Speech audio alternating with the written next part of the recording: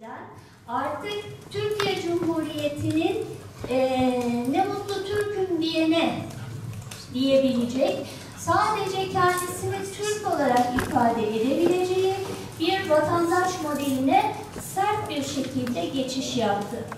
Burada Türkiye Cumhuriyeti kuruluşunda yöneticiler için en büyük problem Kürtler tarafından çıkarıldı. Yani Kürtler çünkü yerel bir halktı, kalabalık bir popülasyondu ve Osmanlı'nın tanzimatın ilanına kadar süreçte de merkeze asla tabi olmayan, yerelden yönetilen ama merkezle de ilişkilerini çok iyi tutan bir topluluktu. Ama Tanzimat Fermanı'nın ilanından sonra Osmanlı'nın da zayıflamasıyla birlikte Osmanlı biraz daha merkeziyetçi olmaya başladı ve Kürtleri de bu konuda kendisine biate zorladı. Ama Kürtler bu konuda biat etmediler. Yani direndiler. Ve 7 defa isyana kalktılar. Böyle bir merkeziyetçiliği asla kabul etmeyeceklerine dair 7 kere isyan ettiler. Ve Türkiye Cumhuriyeti kurulurken de Atatürk başlarda Mustafa Kemal Türkler ve Kürtler'i ifade ederek giriş yaptı. Benim yaşadığım İzmit'teki basın toplantısında 1923 Ocak ayında, Ocak 17'de gazetecilerle yaptığı toplantıda şu anki Hümayun Kasrı'nda gazetecinin sorusuna cevap verirken Kürtler tabii ki çok büyük bir kalabalık, onları çizgilerle ayırmamız mümkün değil. Çünkü Kürtler ve Türkler birbirinden ayrılmaz bir şekilde bütünleşmiş durumdalar. Ama Kürtlerin yoğun olduğu bölgelerde Kürtler arzu ederlerse kendi özellikleriyle yönetime katılabilirler ifadesini kullandı. Aynı Mustafa Kemal bu açıklamaları yaptıktan sonra 1924'te de bütün özellikleri ortadan kaldıran bir kanun maddesini çıkardı. Bir yıl sonra meclisten böyle bir kanunname çıkararak Kürtlerin sahip olmaya çalıştığı özelliği de böylece ortadan kaldırmış oldu. Şimdi neden Kürtler önemli? Neden buradan girdi? Çünkü Türkiye'deki azınlık ya da Türk yönetimin karşısındaki en kalabalık güç Kürtler. Bunun dışında benim de dahil olduğum küçük gruplar var. Sizin de dahil olduğunuz Kafkas ırkları var. Ben bir Osetim. Burayı çalışırken, burası için okumalar yaparken birden sordum kendi kendime. Acaba ben kendimi ifade ederken Oset mi demeliyim? Yoksa Oset kökenli Türk mü demeliyim? Birden böyle bir ikileme düştüm 2 gün önce. Sebebi de şu, benim 2 dedem de Ossetya doğumlu. Babaannem Ossetya doğumlu. Ben Türkiye'de doğan 2. nesil. Ama dil bilmiyorum. Ossetçe tek kelime telaffuz edemem. Babam Ossetçe'yi çok iyi konuşuyordu. Ossetya'ya gittiğinde de 94'te Ossetya'daki Ossetler kadar iyi konuşan biriydi.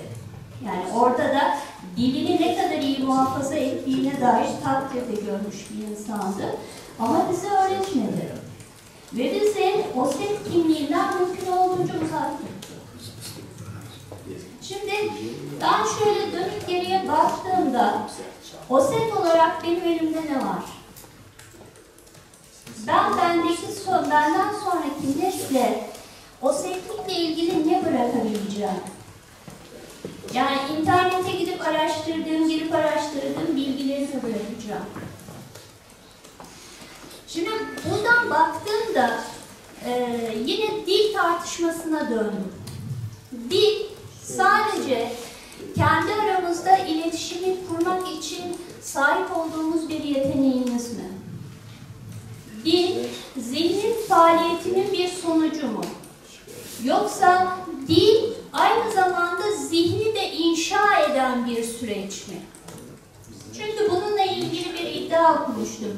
Dil bizim zihnimizin bir sonucu ama aynı zamanda zihnimizi de yeniden inşa eden ve seçtiğimiz kelimelerle kültürümüzü bir sonraki nesle aktaran bir katalizör. Şimdi dolayısıyla tekrar kendime döndüm. Acaba ben bir Osset miyim? Yoksa Osset kökenli bir Türk müyüm? Kendimi nasıl ifade edeceğim? Son 2 gündür bunu tartışıyorum kendimle. Geldiğim zaman da arkadaşlara doğru dedim. Osset mi desem, Osset kökenli Türk müyüm desem. Çünkü Ossetliğe dair elimde hiçbir veri yok. Bunu aktarabileceğim hiçbir şeyim yok. Konuyu dağıtmadan tekrar ulus devlete dönersek, şu an Türkiye Cumhuriyeti'nde yaşayan bizler, biraz federasyonda arkadaşlarla birlikte otururken Kabartaycı değil mi? Ayırt edemediğim için Kabartaycı gayet güzel, herkes konuşuyor. Yani evet, onlar Kabartay. Yani ben buna şahitlik edebilirim. Ama siz benim Osset olduğuma şahitlik edebilir misiniz? Bunu bilemiyorum.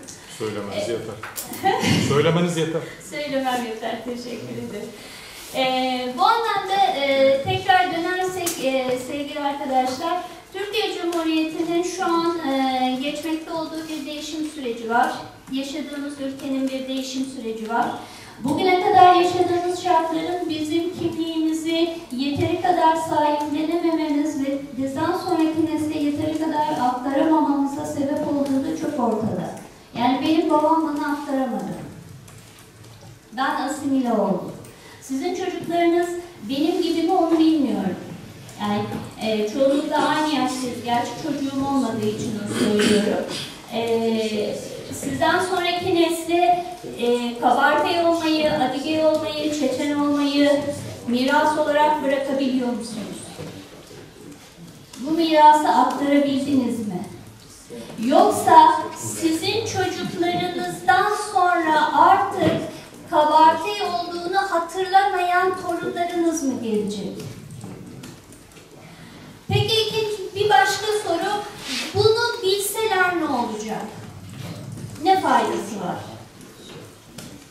Yani torunlarımız kendisine Osset dese, atıyorum Kabartay dese ya da Türk dese, arada ne fark olacak? Temelde çok fark var. Biz tek tip değiliz. Biz toplum içerisinde farklılıklarımızla kendimizi ifade eden ve daha mutlu olan bireyleriz. Bizden sonraki neslin bunu unutmaması gerekiyor. Çünkü Türkiye Cumhuriyeti'nin daha yaşanılır bir toplum olması sizin çocuklarınızın, bizlerin kendimize ait kültürü ve dili yaşatıyor olmamızdan geçiyor. Eğer hepimiz aynı tipleşirsek bu ülkede hiçbir üretim ve hiçbir gelişim sağlayamayacağız maalesef. Sağlayamadık da.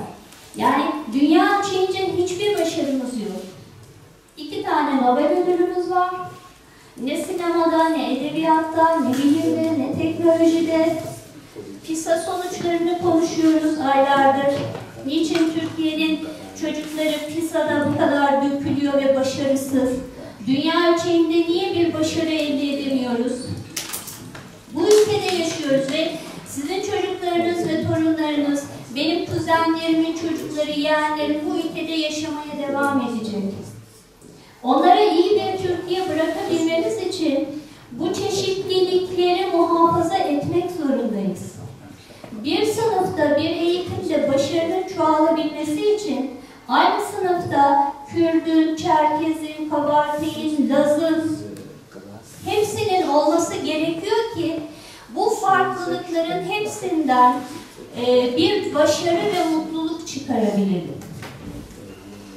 Dolayısıyla bu kelimeyi de çok Ruşen Çakır'dan biraz kaldım. O çok sıkıyordu. Sık dinlediğim için herhalde dolayısıyla demeye başladım. Sevgili misafirler, İnsan haklarına tekrar dönersek, hani sıradan bir insan hakları konuşması olmasın istedim. Bunun için biraz oradan biraz buradan biraz şuradan topladım. Ama benim şu an insan hakları alanında çalışırken de en büyük endişem şu an 5-6 yaşındaki çocukların 20 yıl sonra nasıl bir Türkiye'de yaşayacaklarına dair olan endişem. Yani onların güzel, kendilerini ifade etmekten asla çekinmeyecekleri, ifade ettikleri fikirlerinden ötürü gözaltına alınmayacakları, kimliklerinden ötürü sorgulanmayacakları bir dünyada, bir Türkiye'de yaşamaları için ben bu mücadelenin içerisindeyim. Çünkü bunlar acı şeyler. 1 Mayıs'ların kutlandığı gün Bursa'dan Kocaeli'ye yolculuk ederken kimlik kontrolü yapıldı. Bütün otobüs kimliklere bakıldı. Benim doğum yerim Ahlat, Bitlis. Herkeste problem yok. Sadece doğum yerim Bitlis, Ahlat olduğu için benim bütün çantam, defterlerim, kitaplarım tek tek polis tarafından arandı. Ellerindeki tek ipucu ya da tek delil Ahlat'ta doğmuş olmalıdır. Direkt beni Kürt, sosyalist ve muhtemelen de PKK sempatizanı olarak görüp 1 Mayıs eylemlerine gitmeye çalışan bir anarşik diye tırnak içerisinde ince bir aramadan geçirdiler. Otobüste 50 kişi, tek aranan benim. Bunlar mutluluğu engelleyen şeyler. Ve bugün biz bunları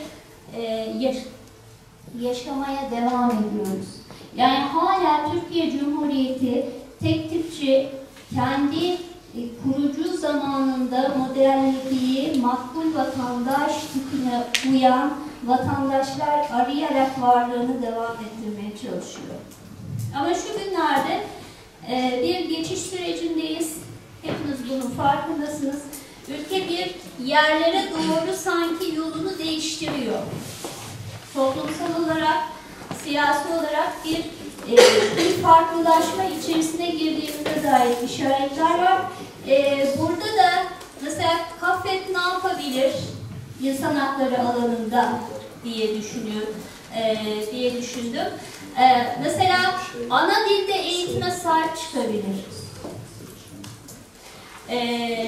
Yerel toplulukların ya da ırkların, etnisitelerin kendilerini ifade edebilmelerini sağlayacak anayasa değişimi olursa ya da kanun değişimleri olursa orada irade koyabilir. Sivil toplumda bunun ön hazırlığını yapabilir. Bunun nasıl değişeceğine dair kafa yorabilir ve diğer etnisitelerle birlikte bu ülkede kendi kimliğini, kendi dilini muhafaza ederek varlığını devam ettirmenin daha iyisi nasılsa onun için bir ön hazırlık yapabilir diye düşünüyorum. Ve bunun yolu sadece Çerkezler değil, Lazlar, Kürtler, özellikle Kürtler kalabalık bir kitle olduğu için ana dilde eğitim ve kimliği muhafaza etmek açısından birlikte hareket edilebilecek ve hayatımızı daha iyi yaşamamızı sağlayacak düzenlemelerin yapılmasında bir itici rol üstlenebilir. Bunun için çalışma yapılabilir mi? Onu bilemiyorum. Yani böyle bir niyetiniz var mı? Böyle bir şey sizin için önemli mi? Yoksa sadece kendi kimliğinizi dernek faaliyetleri içerisinde devam ettirerek mi yolunuza devam etmek istiyorsunuz? Bunu bilemiyorum. Bu zor soruda hemen müdahale edin. Süreniz bitiyor yavaş yavaş. Bir iki dakika toparlayalım. Biraz fazla uzattım. 20 dakika deyince paniğe kapılmıştım. Biraz fazla dağıttığımın farkındayım. Ama dediğim gibi sadece insan haklarını motomot işte şöyleydi böyleydi diye bildiğiniz şeyleri tekrar size anlatarak bu zamanı doldurmak istemedim. Sadece kendi endişelerimi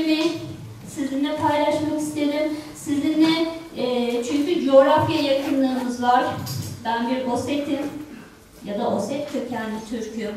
Bilemiyorum. Deme öyle, deme öyle.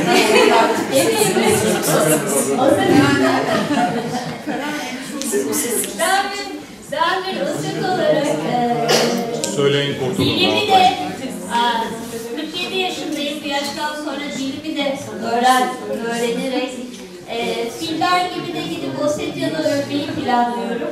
En azından kemiklerim Osetya'da kalsın diye de bir düşüncem var.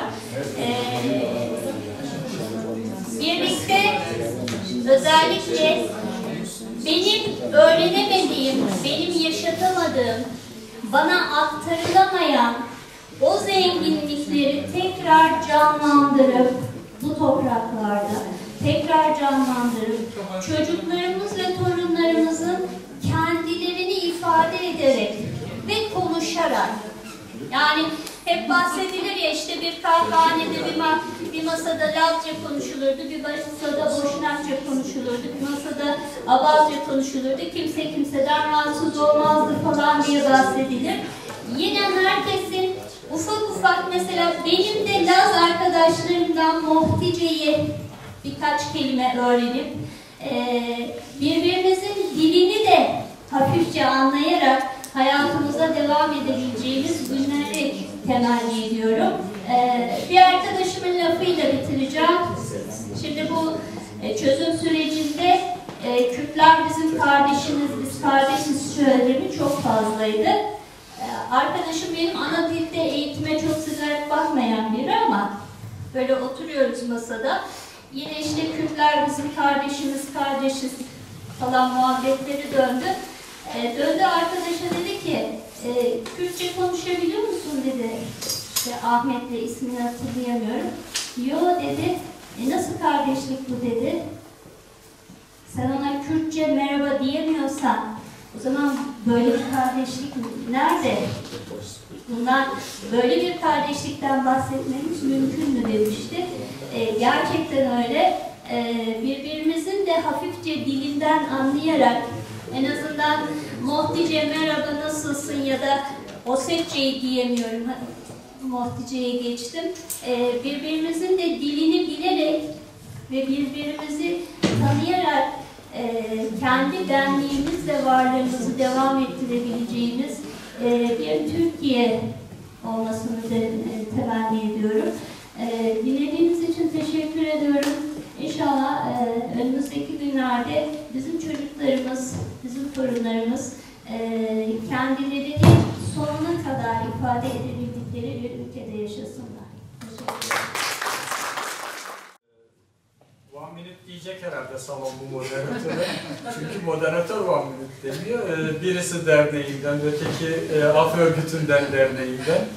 Belki haberdeyim zaten, ben de haberdeyim, büyüğüm, tamamen hiç sözünü kesemem. Biraz süreler konusunda iyi gitmeyebiliriz. Sonraki iki konuşmacı da herhalde biraz buna dikkat ederiz ama soru cevaba da biraz yer bırakırsak iyi olur. Tamam, kısa tutarım. Şehan konuyu biraz bize doğru çekecek. Medine Hanım, kendimiz olmamıza izin verilmiyor demişti başlangıçta. Ne kadar izin veriliyor, ne kadar izin verilmiyor? Bunun şerhini belki biraz Şenay Hanım'dan dinleyeceğiz. Çok teşekkür ederim. Sevgili büyüklerim, sevgili kardeşlerim, meslektaşlarım, Anadolu'dan gelen Hatırcılı Valeri abimizle, yüzümüze hoş geldiniz diyorum özellikle. Bugün beni buraya davet etmeniz gerçekten benim için büyük bir onur. Kendimi gerçekten ailemle birlikte gibi hissediyorum ki öyleyiz. Yani benim için en önemli kimlik ne kadın kimliği açıkçası, ne avukat kimliği, ne işte insan hakları savunuculuğu ki kendime onu demiyorum. Ben bir avukatım. Elimden geleni yapmaya çalışıyorum gönüllülük üzerine. Benim için en bariz kimliğim Çerkezlik kimliği. Ama ne yazık ki size çok katılıyorum. Bu kimliği neyle temsil ediyorum? Çok üzüldüm yani gerçekten. Dil bilmiyorum. Yani ama başlıyorum. 42 yaşında da olsa oğlumla birlikte 3 yaşında bir oğlum var. Ama gerçekten dil bu noktada çok önemli.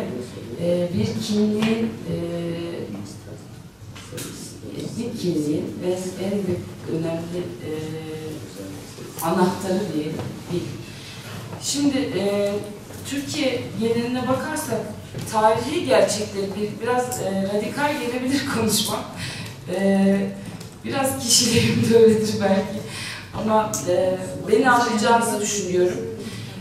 Türkiye'de tarihi gerçekleri bir kenara koyarak burada bir parantez açıyorum. Şu anda Çerkezlere yönelik bir asimilasyon politikasının birebir yaşandığını düşünüyorum. Yani Türkiye'de şu an sınıfsal bir sorun var. Yani orta ve alt gelir grubunun yaşadığı çok ciddi bir sorun var. Bu tabii ki bunun içinde Çerkezi de var. Kürtleri ayrı tutarak söylüyorum. O ayrı bir başlıktır, belki tartışma konusudur. Oraya hiç girmeden söylüyorum azınlık anlamında. Yalnız biz azınlık olmayı pek sevmeyen bir milletiz. Yani Çerkezler olarak. Hani kendimizi çok azınlık olarak tanımlamaktan çok hoşlanmıyoruz çoğunluk anlamında. Şimdi bizim toplumsal, sınıfsal bir problemimiz var bu dönemde bence. Bu sınıfsal problemde bahsettiğim gibi alt ve orta gelir grubunun bir problemi. Bu asimilasyonun çok ötesinde bir şey. TÜİK güncel verilerine baktım yani ben gelmeden önce buraya. Türkiye'de asgari ücretle çalışan insan sayısı %35'lerde.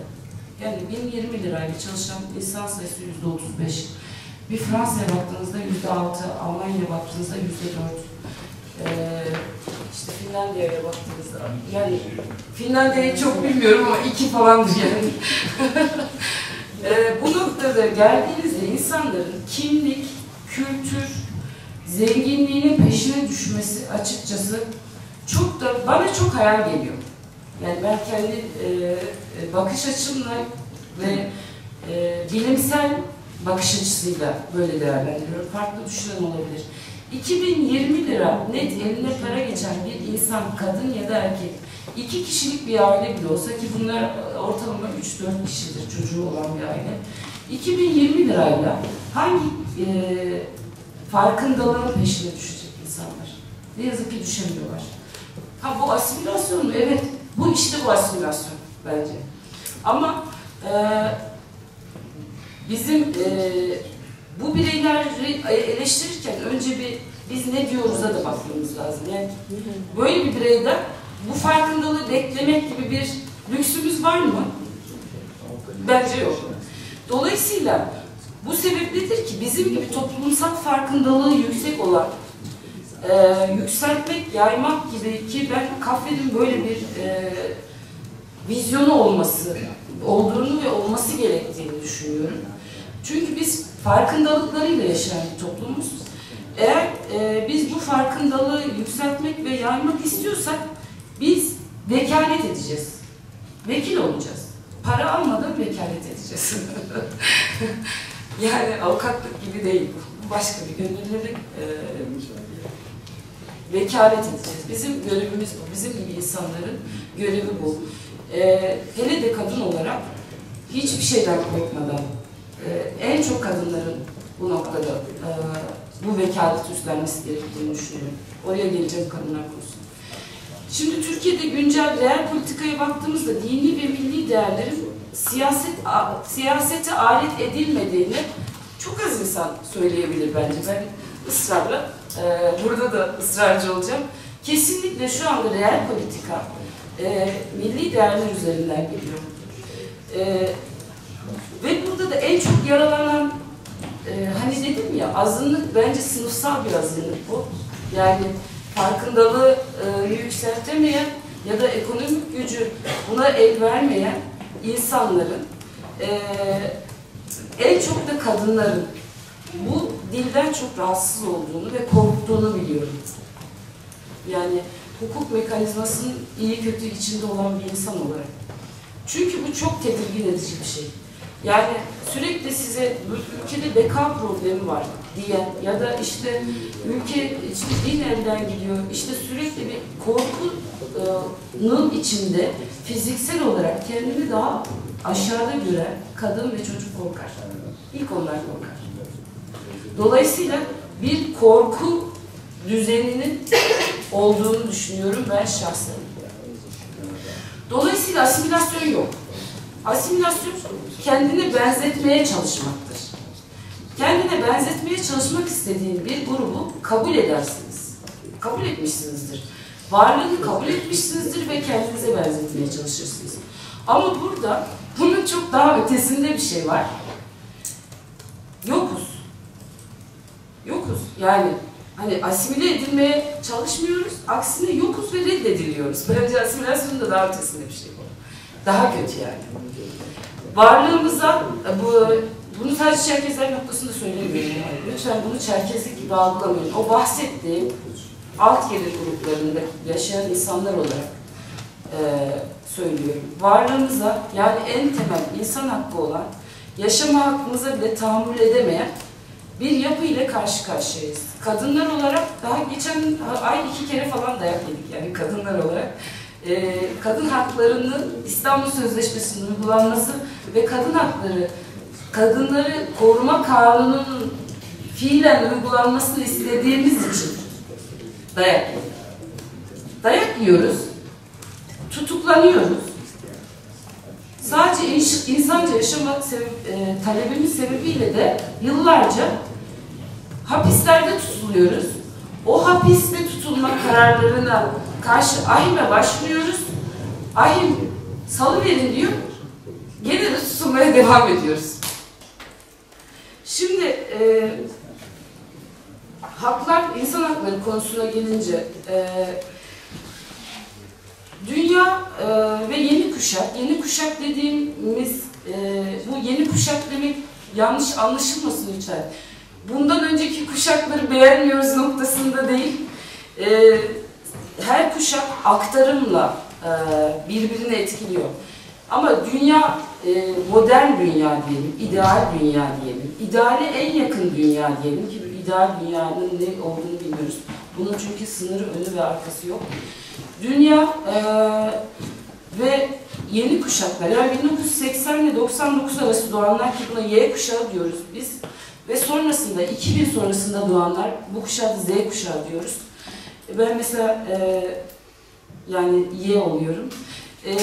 4. insan hakları, yani 4. kuşak insan haklarını konuşuyor. Bu 4. kuşak insan hakları ve bu taleple yaşıyor.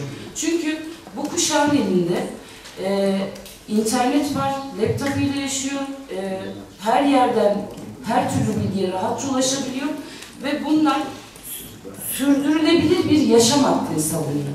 Bu noktada aslında ideal dünya, insan hakları noktasında. Ama biz bugün burada neyi konuşuyoruz? 1., 2. ve 3. kuşak hakları konuşuyoruz. Yani hala yaşam hakkını, barınma hakkını, ekonomik olarak ayakta kalma hakkını, kadın hakkını hala aslında çoktan çözülmüş olup yeni detaylandırılıp dünyaya birlikte yaşamayı başarıp dünyayı nasıl kurtarırız noktasına gelmemiz gerekirken biz hala ilkel bir şekilde, bunu ilkel buluyorum açıkçası, ilkel bir şekilde insanın yaşam hakkını, dil hakkını, kültürel değerlerini koruyup yaşatma hakkını tartışıyoruz. 4. kuşak hakları ne diyor? Tekrar başa dönersek. Ekosistemin hakkı var diyor 4. kuşak. Bu X ve Y ve Z kuşağı. Ekosistemin hakkı demek dünyada bütün halkların bu dünyanın yaşamasını sağlaması. Dünyanın var olması hakkı demek. İkincisi olarak gelecek ve doğmamış nesillerin hakkını savunuyor. 4. kuşak bunları konuşuyor. Kentin hakkını savunuyor ve konuşuyor. 4. kuşakta insan, soje insan değil, soje soyut. Dünya, nesiller, kültür hakları. 4. kuşakta insana ait olan tek hak, bütün bunları talep etme hakkı. Yani bütün bunları talep etme hakkı insana ait. Diğer üçü soyut. Şimdi bugünün bizim Çerkezler noktasındaki, Çerkezlerin hakları noktasında dediğim gibi konuştuğumuz şeyler, burada toplanıp değerlendirme yapacağım şey benim kendi özelimde. 1., 2. ve 3. kuşak haklar dedim. 2. kuşak haklar sosyal, ekonomik ve kültürel haklar dedik. Burayı biraz açıklayacaktım ama süre sebebiyle hızlıca geçiyorum. Yani demin ekonomik haklarımızı azıcık bahsettim. Anlaşılmıştır diye umuyorum. Şimdi bizim kendi özelimizde sadece şunu eklemek istiyorum. Bu özellikle kültürel ve ekonomik haklar, erken sanayileşme ve işçi sınıfının gelişmesi sonucunda uluslararası toplumu ilgilendiren konular arasında yer almaya başladığı için gündeme geldi. Yani o kadar eski. Bu gelişmeler sonucunda onurlu bir yaşam sürmek için yeni talepler ve düşünceler oluşmaya başladı.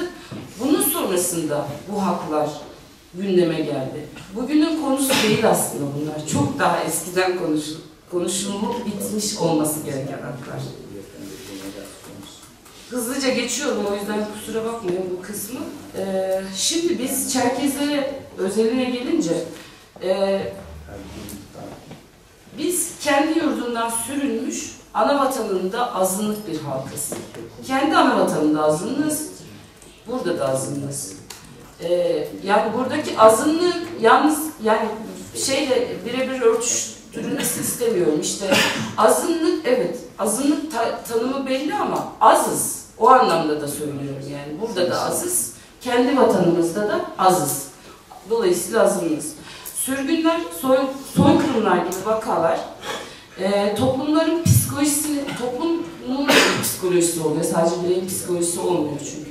Yani toplumun genel bir algıları sonucunda oluşan bir psikoloji oluyor. Sürgünler ve soykırım gibi vakalar toplumların psikolojisini ve belleğini derinden etkiliyor ve travmalara sebep olabiliyor. Şimdi bizim atalarımızı 1864 soykırım ve sürgünden sonra atalarımız Karadeniz'in kara ve soğuk sularında kaybettik biz atalarımızı. Dolayısıyla böyle bir halkın, gene soru soruyorum ama, yani ben böyle düşünüyorum ama size de soruyorum. Böyle bir halkın geldiği coğrafyada cesurca hak savunuculuğu yapması beklemek mümkün mü? Yani kendi adım, ben şunu bir anekdot olarak anlatayım. Mesela benim dedem, babam ve amcam, biz abazayız. Annem abaza benim. Annem babam da abazaca konuşurdu, kabartıyıcı da bilirdi. Ama babam çok sivri olmayın derdi. Yani her yerde, gerçi şöyle olmadık o ayrı bir çelişki de. Yani her yerde abazayız, her yerde Çerkeziz, aman kızım, yani her yerde de böyle illa. Çünkü korkuyordu, çünkü bence korkuyordu. Cesurca bunu kendimize itiraf etmeliyiz. Çünkü biz o dönem için istiyorum, bugün için demiyorum ama korkmamalıyız, o ayrı bir şey. Yani ben 78 doğumluyum. İşte 81 sonrası diye düşündüm. Dolayısıyla bizim hak savunuculuğu yapmak konusunda ya da cesurca arenaya, uluslararası arenadan bahsediyorum ama yani Türkiye, o Ürdün anlamında söylemiyorum. Kendi içimizde konuşmalarımızdan bahsetmiyorum. Uluslararası arenaya çıkıp bizim kendi hakkımızı, sürgünü, soykırımı anlatmamız, bizim buraya gelmemizden neredeyse 120 yıl sonra değil mi? Sizler şahitsiniz buna. Yani biz 120 yıl acısını içine atmış, acısını içinde yaşamış, o travmayla yaşamış bir halkız. Dolayısıyla 120 yıl sessiz kalmış bir halkız ama artık susmamalıyız bence. Çünkü artık dünya başka ve dünyayı başkalaştırmak da bizim elimizde. Öncelikle ne yapmalıyız peki? Bence öncelikle soykırım ve sürgünün tanınması için her alanda topyekun mücadele etmemiz gerekiyor, anlatmamız gerekiyor. Sadece Türkiye ölçeğinde değil, uluslararası ölçekte kamuoyu yaratmak gerekiyor. Ama bunu bağımsız, tarafsız, uluslararası ve ulusal örgüt, sivil inisiyatifler, entelektüel çevreleri harekete geçirerek hak mücadelesinde yapmamız gerekiyor. Hak mücadelesini çekingen duramazsınız. Çekingen durursanız açıkçası reel düzende, ideal düzenden bahsetmiyorum, reel düzende kimse size, hani amiyane tabir var ya, ağlamayan bebeğe kimse emzik vermiyor derler. Aynen öyle Türkiye koşullarında özellikle. Bu bence dünyada da çok farklı değil. Siz bir şey anlatmıyorsanız kimse gelip de size hadi ben sizi kurtarayım demiyor. Dolayısıyla çekingen olmadan bütün bu taleplerimizi, yaşadıklarımızı dünyaya anlatmamız gerekiyor.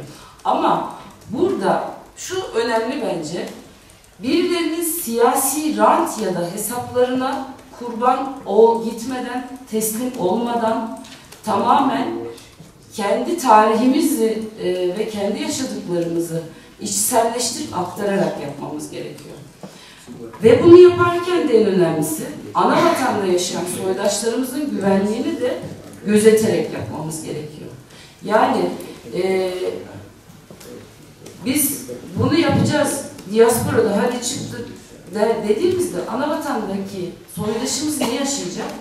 O nasıl bir zulümle karşılaşacak ya da nasıl bir psikolojik ya da fiziksel şiddetle karşılaşma ihtimali var mı? Bizim en büyük sorunumuz bu. Biz diasporayız. Sadece yani onu gözeterek yapmamız gerekiyor.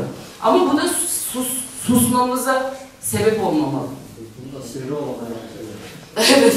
Yani sivri olmamak değil, sivri olabilirsiniz ama yanınıza aldığınız sivil inisiyatifler bir konsensusu oluşturduğunuzda bunu başarabilirsiniz bence. Yani her şeyin sivri bir şekilde çözülmesi gerekmiyor. Sivri olmazsan vermiyor. İyi bir lobiniz olması gerekiyor. Devam edeyim mi? Soru cevabı geçeceğiz ya. Çok özür dilerim. Bölüyorum. Herhalde o şekilde ilerlememiz gerektiği için söylüyorum. Temel hak ve özgürlükleri koruyup teminat altına alan, bunu hep konuşuyoruz, her yerde konuşuyoruz. Sivil, çağdaş bir anayasanın hazırlanması gerekiyor. Burada herhangi bir ırk ibaresinin kesinlikle olmaması gerekiyor. Kimlik ve kültürel haklarımızın bir an önce yasal güvence altına alınması gerekiyor. Çerkez dinleri ve diğer dillerin, Türkiye'de yaşayan az olan, yok olma tehlikesiyle karşı karşıya gelme ihtimali olsun olmasın, bütün dillerin korunması için gerekli yasal düzenlemelerin yapılması gerekiyor. Bir insanın ana dil olarak bir dili öğrenmesinin yaş sınırı 2 ile 6. 2 ile 6 yaşın arasında öğrenilen dil ana dil oluyor. Sonrasında öğrenilen dil ana dil olmuyor. Dolayısıyla ortaokulda, lisede, üniversitede bize Adigece ya da 40 yaşından sonra benim Adigece öğrenmiyorum. Bana ana dil olmuyor. Benim ikinci bir dilim oluyor. Benim dilim o zaman Türkçe oluyor ama ikinci dilim. Dolayısıyla kreşten başlayarak ana dilde eğitimin devlet tarafından yapılması gerekiyor. Sanat ve edebiyat üretiminin yine devlet eliyle desteklenmesi gerekiyor. Aynı şekilde eğitim ve bilim kurumlarının, araştırma merkezlerinin, enstitülerin oluşmasına ve devamlılığına gene devlet. Burada hükümet demiyorum yalnız.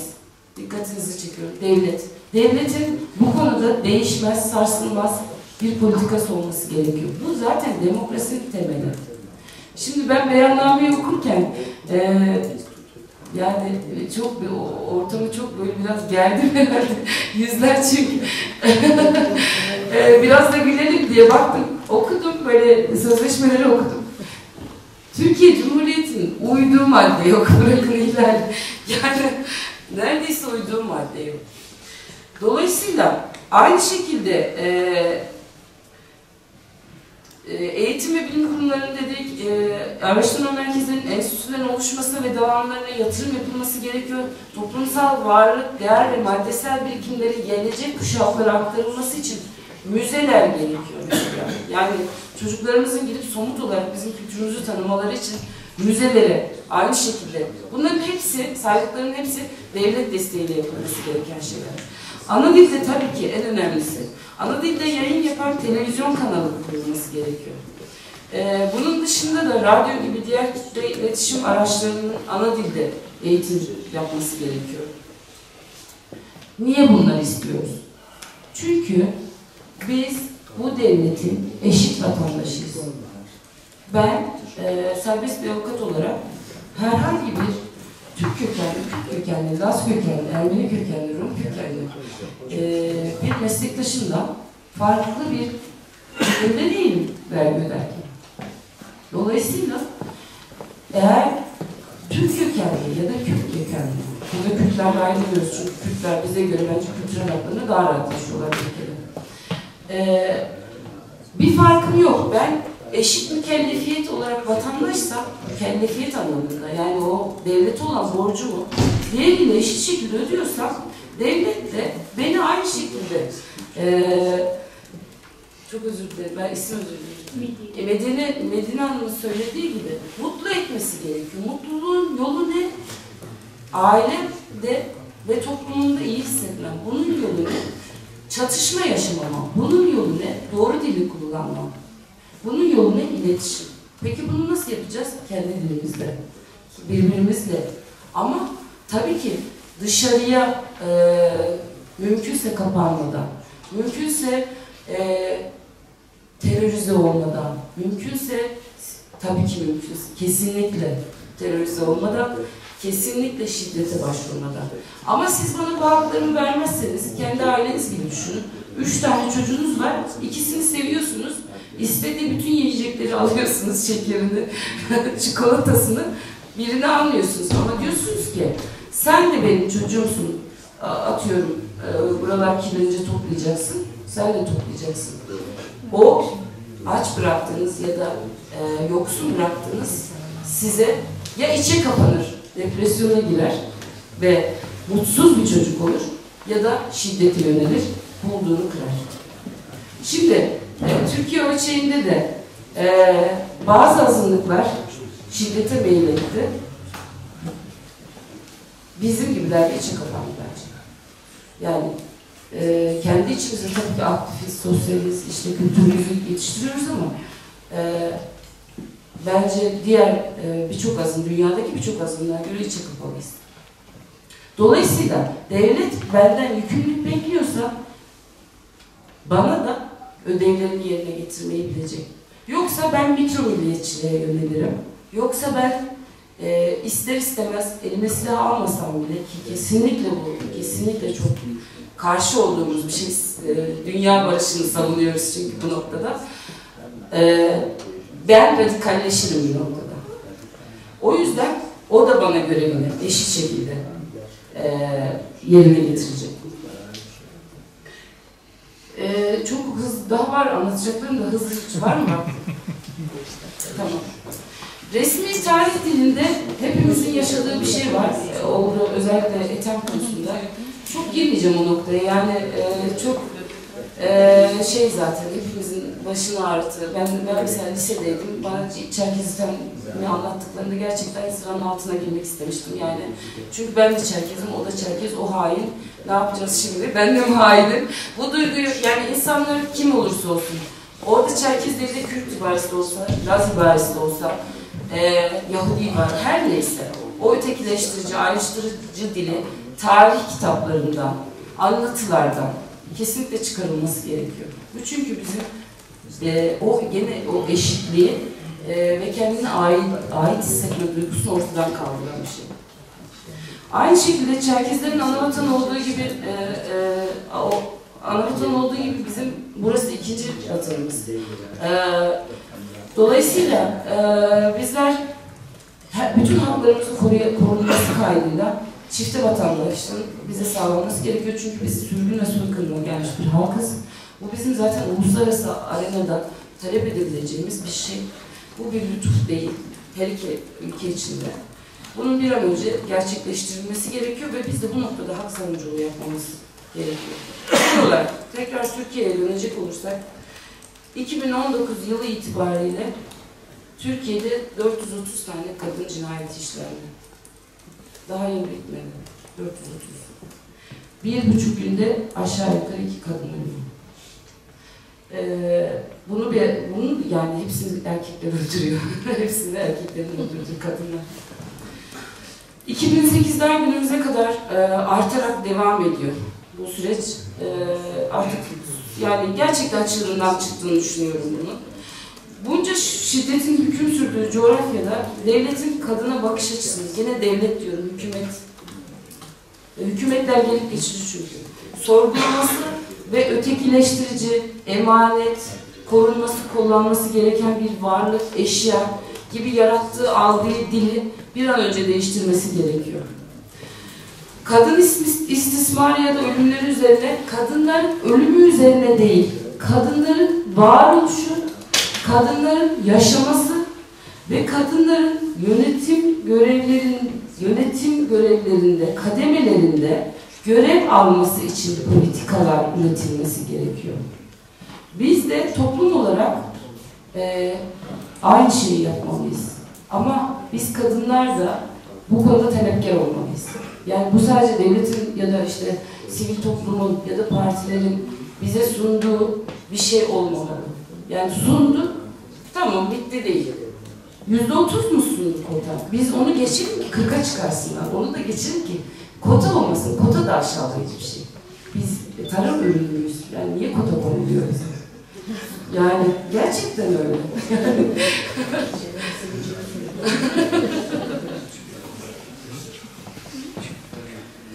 Bize düşen de Çerkez kadınlar olarak bir kere federasyon başkanımızın bir kadın seçilmesi müthiş bir şey bence.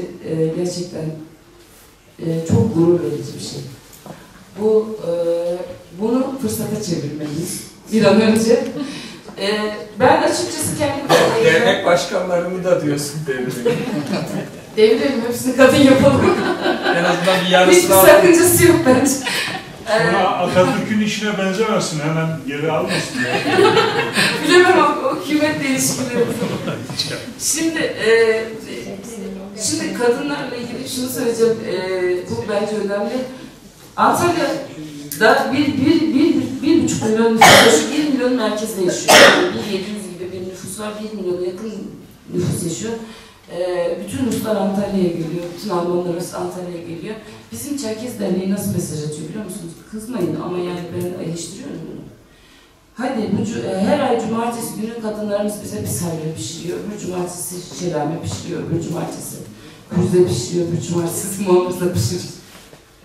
Pişirelim. Bunda hiçbir sakıncası yok. Onları pişirmeye devam edelim. Ama bir cumartesi de erkekler bize Türk kahvesi pişirsinler.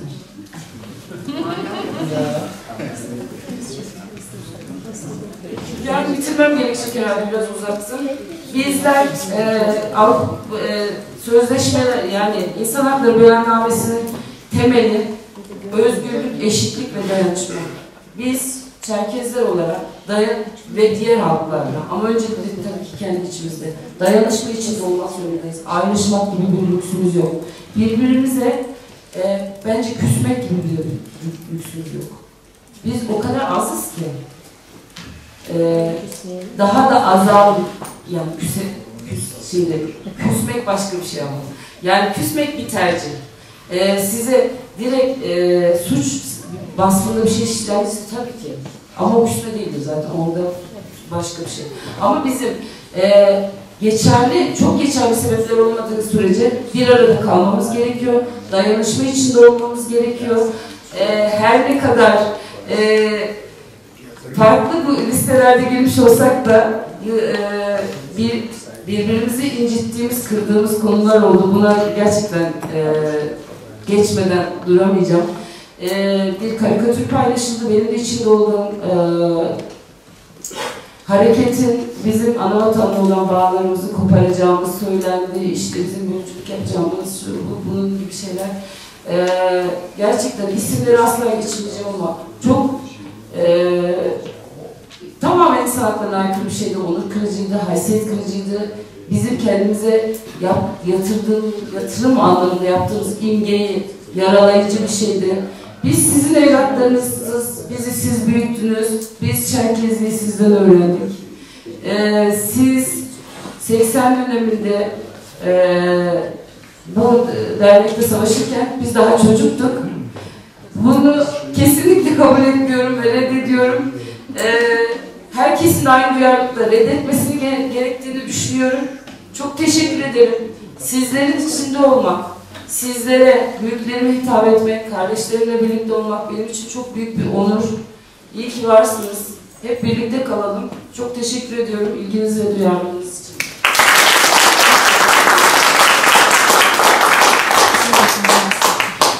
Şenay Hanım'a teşekkür ediyoruz. Toplumumuzdan çok iyi hak savunucuları yetişiyor.